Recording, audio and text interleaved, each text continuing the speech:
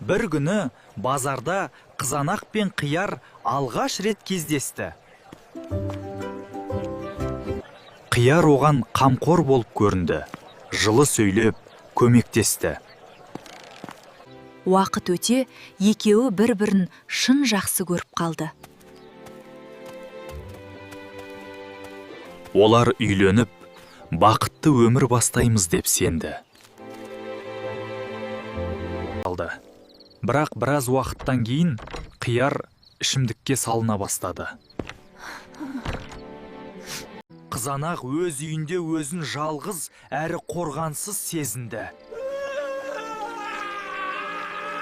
Ақыры ол көмек сұрап, қауіпсіз жерге кетуге шешім қабылдады.